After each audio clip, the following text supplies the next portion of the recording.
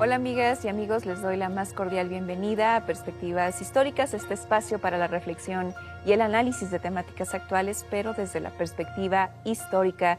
Nos encontramos desde los estudios Churubusco y saludo como cada semana a mi querido Felipe Ávila. ¿De qué vamos a hablar? Un tema muy importante y necesario, ¿no? Para que la gente conozca el trabajo que se hace a nivel educativo en esta instancia. Así es, Magali, qué gusto que me acompañes otra vez, como cada semana. En esta ocasión vamos a platicar acerca de una institución ejemplar que cumple 55 años de su creación este año, que es el Consejo Nacional de Fomento Educativo, y tenemos la fortuna de que nos acompañe su director, Gabriel Cámara. Bienvenido, Gabriel. Gracias por acompañarnos de nueva cuenta, además, en Perspectivas Históricas. Bienvenido. Bueno, pues muchas gracias por la oportunidad de hablar de algo que, como dice Felipe, es muy importante. Así es, y me gustaría platicarles un poco de la trayectoria del doctor Gabriel Cámara.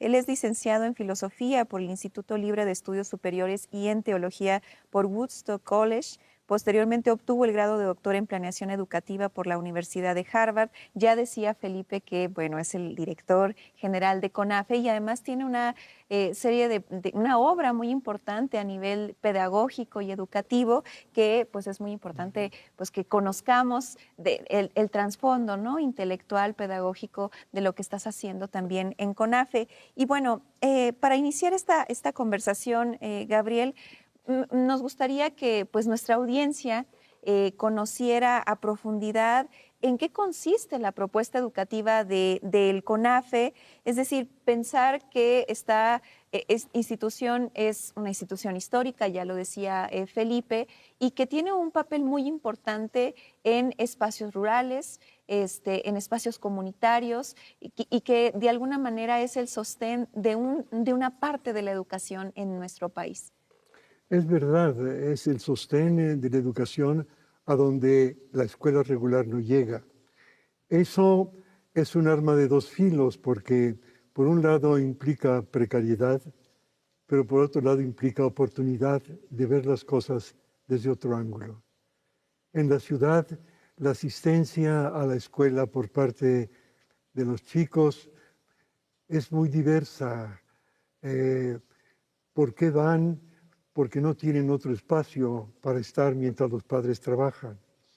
Esto viene mucho, y ustedes lo saben como historiadores, por la revolución industrial, urbano-industrial, que hace que los pequeños tengan un espacio mientras los padres trabajan.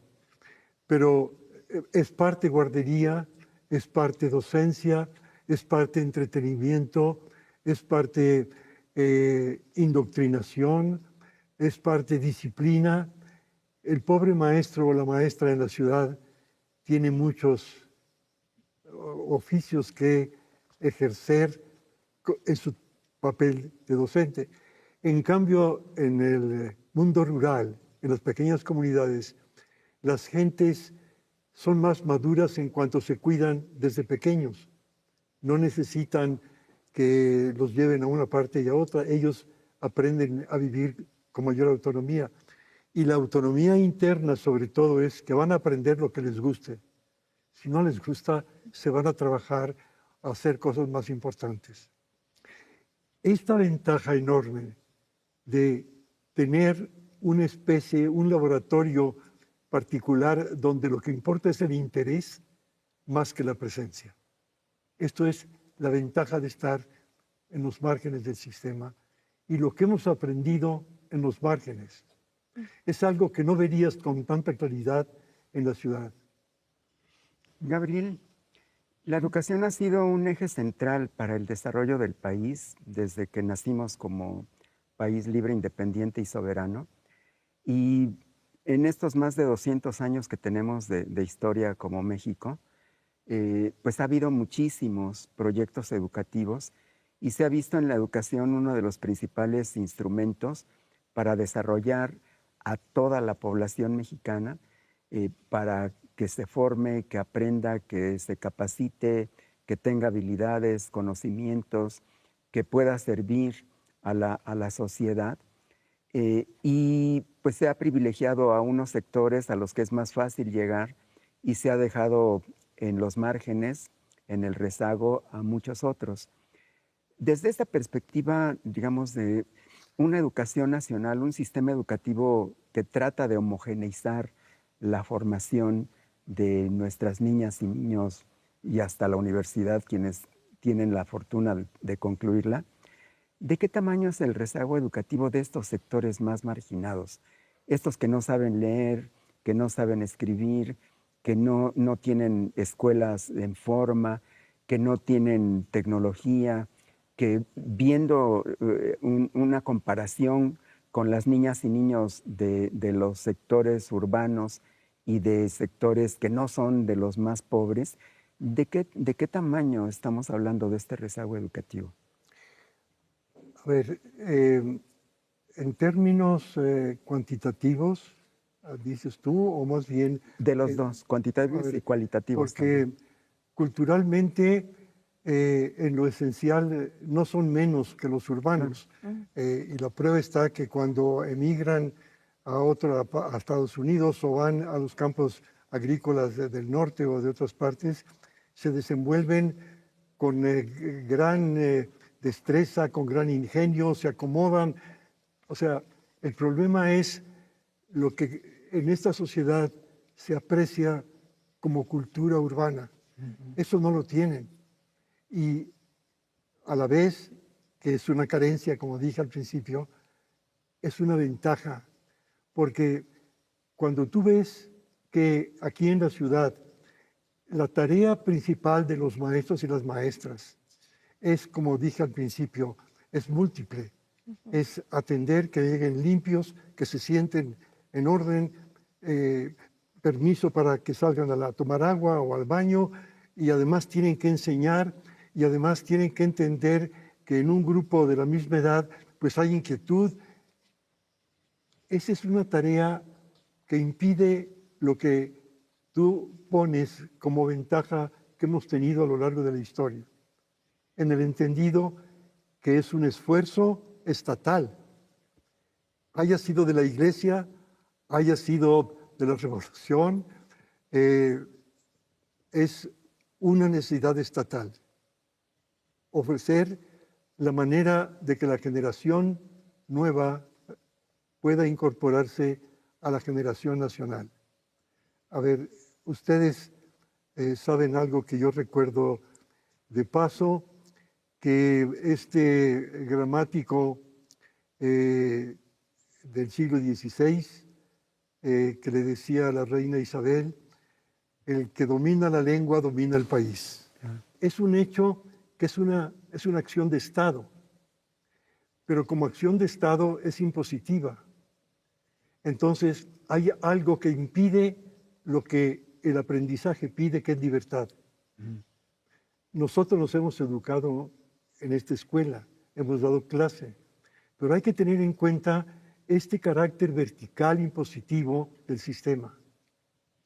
De hecho, algo de lo que yo quiero hablar también es de lo que CONAFE ha logrado hacer ya en los últimos años, en estos 55 años, pero es precisamente generar este espacio de libertad que en las ciudades no lo percibimos tan claramente, porque no hay de otra. Tenemos que estar en el salón de clase, el maestro tiene que hacer lo que le dice el plan y programas, tiene que seguir el calendario, pero lo que de veras aprendemos, lo aprendemos en plena libertad, porque queremos, porque nos satisface y lo hacemos a nuestro paso.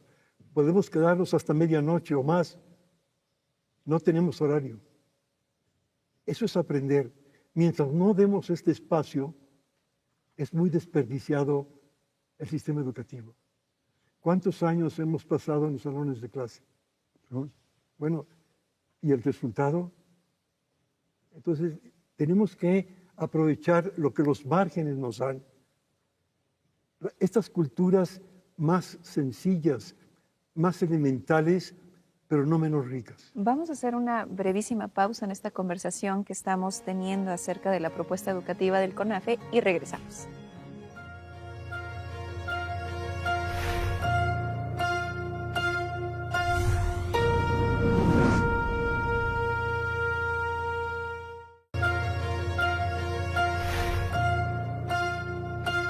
Regresamos, estamos teniendo esta conversación acerca de la propuesta educativa del CONAFE con su director.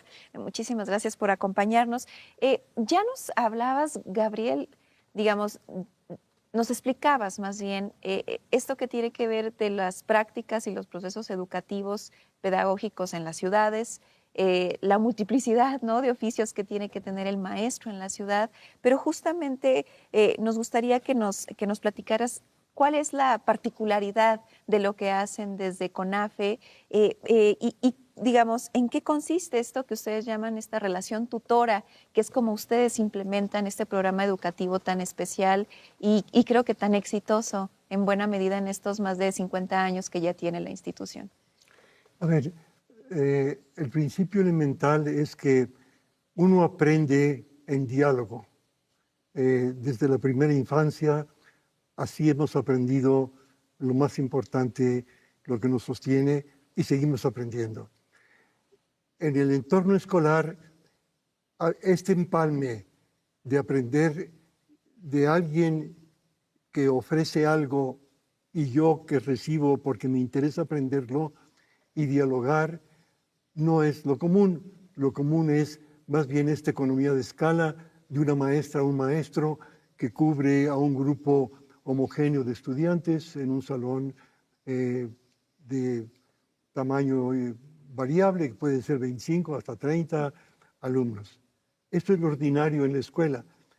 En las comunidades donde tenemos menos alumnos, podemos nosotros insistir en que empalme el interés de cada uno con la capacidad del que enseña.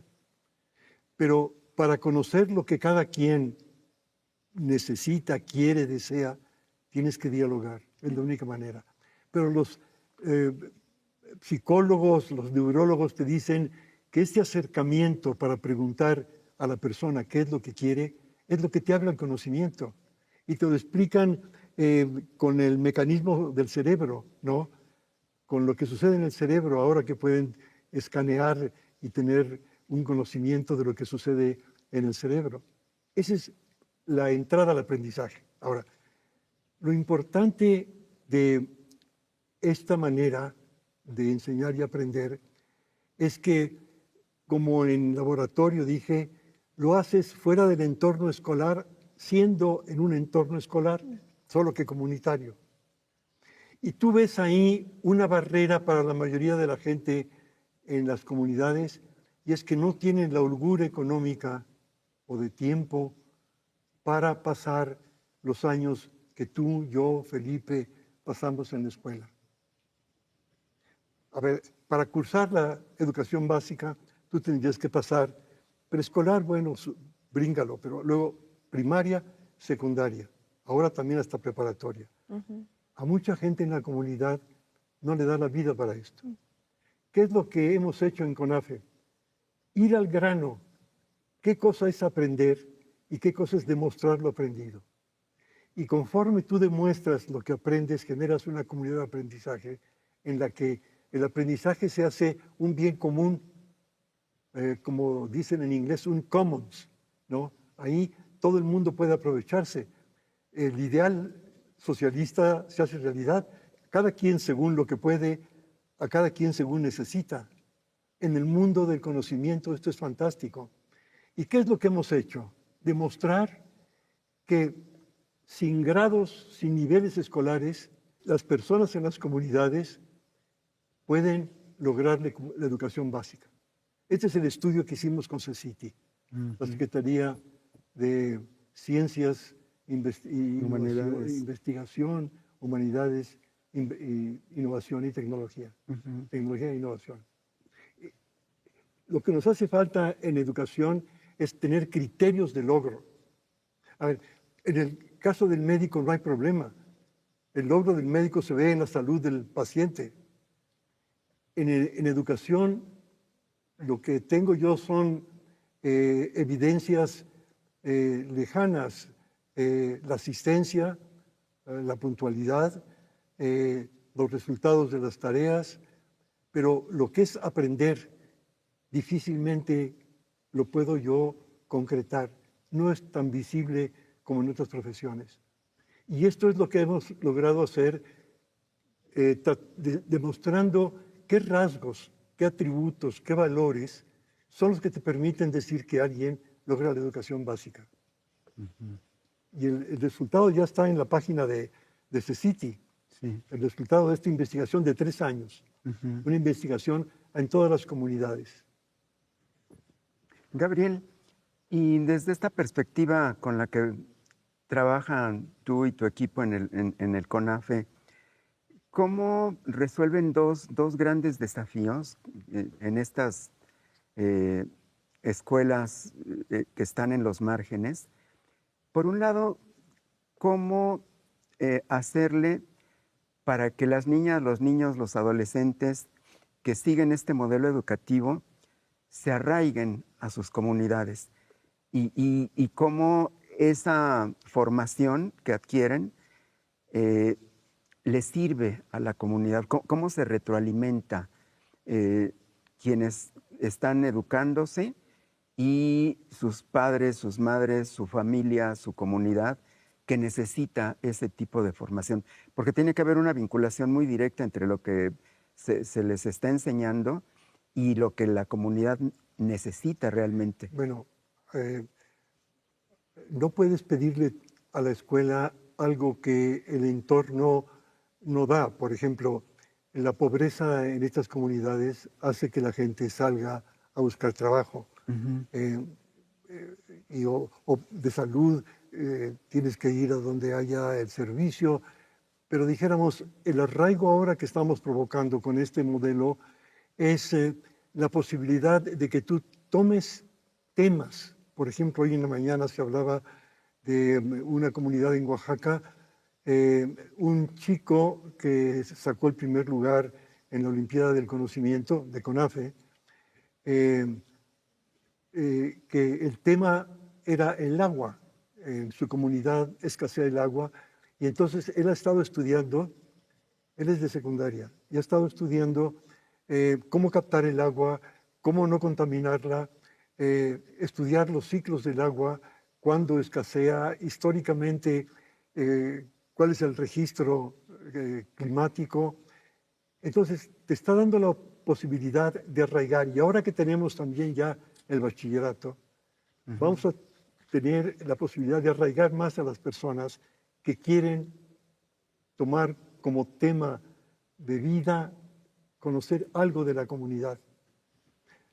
Tenemos ejemplos, si tienen tiempo de ver este estudio, hay 247 reportes en todo el país de aprendizajes extraordinarios desde pequeños de preescolar hasta adultos. Esa es la ventaja de este estudio, que abarca un rango enorme en edades. Y en todos tú ves la misma virtud en grados diferentes. Todavía el director de planeación en la SEP, César Morón, nos pasó por inteligencia artificial los datos. Y es notable la constancia que tú ves en los de preescolar en cuanto a seguridad, en cuanto a criterio, a su medida, a su grado de evolución natural, la seguridad, la criticidad, la solidaridad con la que comparten aprendizajes.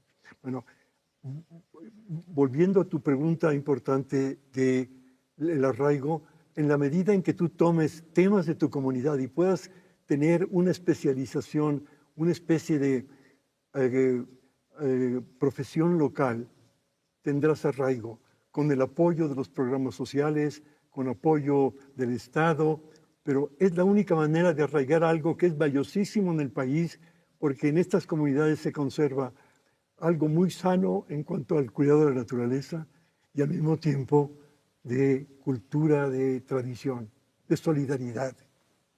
Y Gabriel, háblanos un poco de este proyecto, ¿no?, que desarrollaron de la mano con la Secretaría de Ciencia del Gobierno Federal. Es decir, ¿en qué consistió? Háblanos un poquito y cuáles fueron los resultados. Entiendo, nos decías que es un proyecto que duró 3 años y que ya tienen los resultados. ¿Qué podemos encontrar? ¿Qué lecciones nos da también? Y escuchándote en esta conversación, un poco también quizá es una invitación como a quitarnos el chip de qué entendemos por educación, ¿no?, y prácticas pedagógicas para poder acercarnos realmente a lo profundo que es y lo transformador que es lo que hacen desde CONAFE con estas prácticas pedagógicas. Bueno, la pregunta de investigación es cómo quitar esta barrera de los años escolares. Yeah. ¿Cómo lograr que tengan educación sin necesariamente pedirles a la gente en la comunidad que pasen 6 de primaria, 3 de secundaria, 3 de preparatoria? Ese es el desafío, porque no concebimos la educación si no es en esta escalera de años y niveles escolares. Y lo que estamos demostrando con esta práctica tutora intensa, continua, como educación de príncipe, que tú logras los atributos de la educación básica. Y repito, ya lo dije antes, qué valores sociales, intelectuales, qué competencias de lectura, de escritura, de comunicación, de solidaridad humana, aprender y aprender a convivir. Esto es lo que demuestra el estudio. Esto es extraordinario, vamos, para nosotros es muy satisfactorio. ¿Por qué? Porque lo que empezó en los márgenes está dando algo que en el texto, en la dedicatoria que yo le puse a la presidenta es, para el bien de todos se adelantaron los pobres. Gabriel, platícanos cómo enfocan desde la CONAFE el ir superando un problema estructural, un problema histórico, cultural, que tiene que ver con que la condición de las niñas y las adolescentes en las comunidades rurales es distinta a la de los niños y los adolescentes. ¿Cómo encaras educativa, pedagógicamente, esta asimetría? Mira, el 80% de las educadoras son mujeres. El 20% son hombres. La fuerza de CONAFE está en las mujeres. Entonces, la liberalidad con la que tratan a las mujeres o a los chicos se garantiza porque ellas se han liberado. A ver, de nuevo, habrá casos, pero en general no tenemos ese problema. Hasta, por ejemplo, tenemos un programa especial para la menstruación. Cuidar eso, tener ese respeto. En eso estamos muy avanzados. Además, la comunicación ahora es muy fluida, ya no hay este oscurantismo, hay márgenes, pero no en nuestras comunidades. Y Gabriel, ya estamos sobre el cierre en esta conversación tan interesante y aleccionadora. Háblanos un poco como pensando en que el CONAFE ya tiene pues 5 décadas y un poquito más, ¿no?, de vida. ¿Cuál es el corte de caja que tú haces pensando que también tienen este resultado con esta investigación de gran calado que hicieron en colaboración con la CECITI? Es decir, ¿cuál es la reflexión como de ese corte de caja en este tiempo, ¿no?, de desarrollo de CONAFE y en los últimos años particularmente, ¿tú qué encuentras y cuáles son los desafíos? Mira, el fruto de CONAFE está en lo que estamos aportando al sistema regular. El secretario de Educación nos ha pedido que apoyemos a los consejos técnicos de las escuelas regulares para que trabajen como comunidad de aprendizaje. Nuestra especialidad está haciendo eso. Y ahora lo que queremos es que la gente que va saliendo de nuestras escuelas, de nuestros centros comunitarios, pueda arraigar, que es tu interés y el nuestro también, cómo pueden hacer una carrera universitaria desde donde están sobre temas de su comunidad. Lo estamos viendo con el doctor Villanueva Lomelí, de su secretario de Educación Superior, y también con la Universidad Abierta, ¿no? Con Lilian, para ver cómo podemos arraigar una vez que aprendiste a aprender y que has demostrado tu capacidad humana para compartir, cómo puedes tú tomar los temas fundamentales de tu comunidad, aun temas políticos, estar al tanto de la geopolítica, de lo que sucede en el mundo y cómo ubicar tu pueblo, tu localidad en este entorno y cómo mejorar para el bienestar. Te agradecemos muchísimo, Gabriel Cámara, esta conversación acerca de la propuesta educativa del CONAFE. Muchas felicidades por este trabajo que han estado realizando tú y tu equipo en CONAFE y bueno, a todos los tutores que están en todo el país y a sus comunidades. Gracias, Felipe. Nos encontramos la próxima semana. A ustedes también les agradecemos su compañía y les esperamos en una emisión más de Perspectivas Históricas.